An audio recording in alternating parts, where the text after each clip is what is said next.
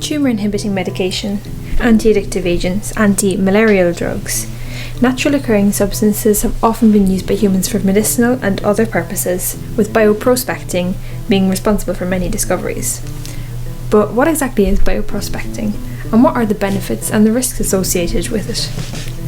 To define bioprospecting, first we need to talk about the CBD, the Convention on Biological Diversity. This is a set of agreements which was introduced during the Earth Summit in 1992 in Rio de Janeiro. It defines bioprospecting as the exploration of biodiversity for commercially valuable genetic and biochemical resources. Essentially, it constitutes a set of agreements that a country can choose to ratify. 193 nations have taken this step so far, which paves the way for responsible bioprospecting, whereby commercial users of bioresources, such as pharmaceutical or cosmetic companies, agree to comply with certain convention provisions. In return, they gain access to the bioresources and traditional medicinal plant knowledge, which they can then develop into bioproducts.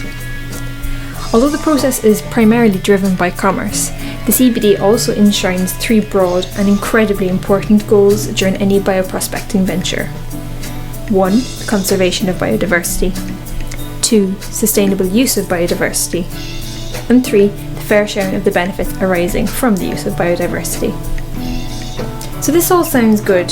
However, as with many things in life, unfortunately bioprospecting isn't always that simple. Often informed consent is not sought, benefits are not shared equitably, and commercial gain is prioritised above conservation or sustainability. This is broadly defined as biopiracy, the use of indigenous knowledge of nature by third parties for profit without permission from and without adequate compensation or recognition to the indigenous people themselves.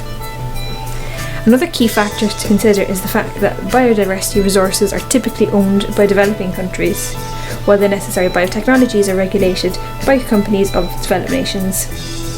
Poverty, inequity, unequal trade, and external debt can leave bioresource owners susceptible to corruption and entering into unfair bioprospecting arrangements. It's been shown that less than 0.0001% of profits from bioprospecting actually makes its way back to the native people.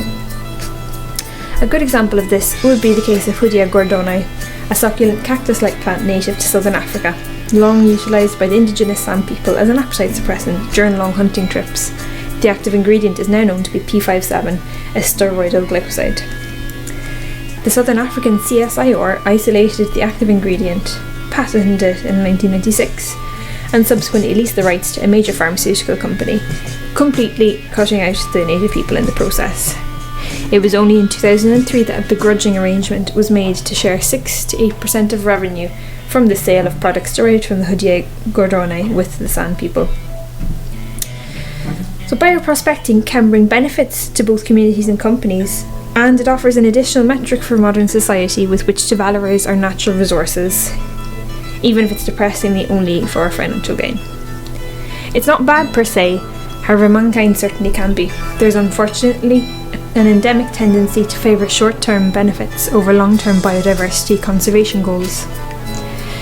So what can be done? Well, studies suggest that the best way to tackle biopiracy is to make patenting more accessible to indigenous people. Currently, a patent can cost several €1,000 per country, only lasts up to 20 years, and requires publication of the details, this being an obvious issue for traditional healers who wish to maintain secrecy and control over their herbal formulations. Another strategy would be to strengthen the CBD by devoting more resources to its enforcement, rather than existing merely as a set of guidelines, as is the case today. The following quote is attributed to a representative of the Quechua people regarding bioprospecting. "We are prepared to share our knowledge with you, but only if you will also share. If all you wish to do is privatise our knowledge, we will not share with you." And when you think about it, it's not such a crazy perspective at all. Want more? Check out the links below.